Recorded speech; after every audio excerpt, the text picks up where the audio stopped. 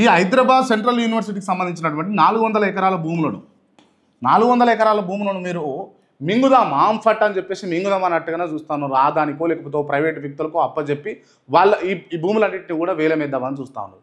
అసలు ఎవడిచ్చిండండి మీకు అధికారం? ఎవడిచ్చిండు? తెలంగాణ ప్రజలు కాదా అండి?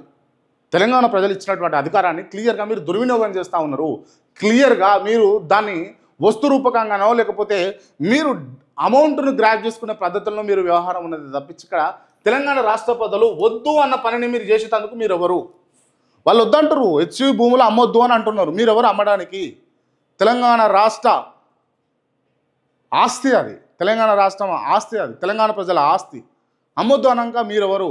సరే ప్రభుత్వానిది అనుకుందాం. ప్రభుత్వానిది అంటే అమ్ముతారా మీరు? వేలం పాటలు వేసేస్తారా? మీకు నచ్చినట్టుగా మీరు చేసుకుంటూ పోతారా? ఇది ప్రభుత్వానికి, హెచ్యుది కాదు. విద్యార్థులు అంతా రోడ్లెక్కి కొట్లాడుతుంటే అక్కడ ఉన్నటువంటి ఫ్యాకల్టీ అంతా రోడ్లెక్కి కొట్లాడుతూ ఉంటే ఏందండి ఇది? ఇక్కడనేమో హైడ్రా తెచ్చి మీరు పర్యావరణ పరిరక్షణ అని చెప్పేసి అంటారు. మరి ఈడ 400 ఎకరాల కాడ అడవులను నరికి వేస్తూ ఉంటే ఈడ పర్యావరణ పరిరక్షణ లేదానండి? ఈ హైడ్రా కాడనేమో పర్యావరణ పరిరక్షణ, మూసి పునరుజ్జీవనం కాడనేమో పర్యావరణ పరిరక్షణ. ఇక్కడ మీకు హెచ్యులో ఉన్నటువంటి 400 ఎకరాలను మీరు ధ్వంసం చేస్తూ ఉంటే, అడవులను అన్నింటిని నరికి వేసి జేసీబీలు పెట్టి తిప్పుతూ ఉంటే అది కాదా పర్యావరణ పరిరక్షణ? ఇక్కడనేమో పర్యావరణ పరిరక్షణ మీకు అవసరం, ఇక్కడనేమో అవసరం లేదు. ఇవాళ అంతో కొంత కొన్ని పార్కులు ఉన్నాయి. ఈ ఉప్పల్ దగ్గరనేమో అక్కడ నందనవనం అని పార్క్ ఉంటుంది.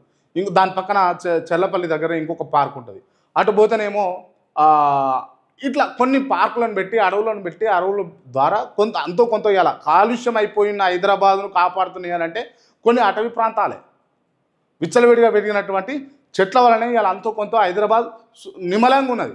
ఇంకా బెంగళూరు తరహాలోనో లేకపోతే ముంబై తరహాలోనో లేదు.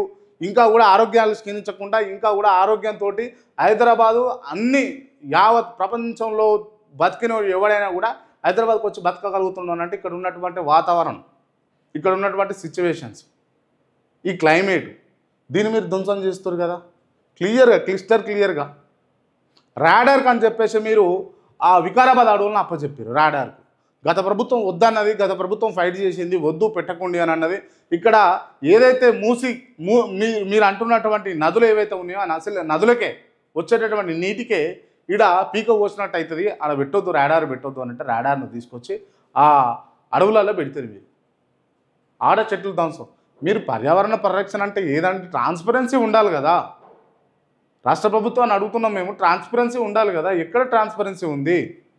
మీకు అవసరం ఉన్న కాడనేమో పర్యావరణ పరిరక్షణ, అవసరం లేని కాడ ఏ పర్యావరణ పరిరక్షణ లేదు అని అంటారు.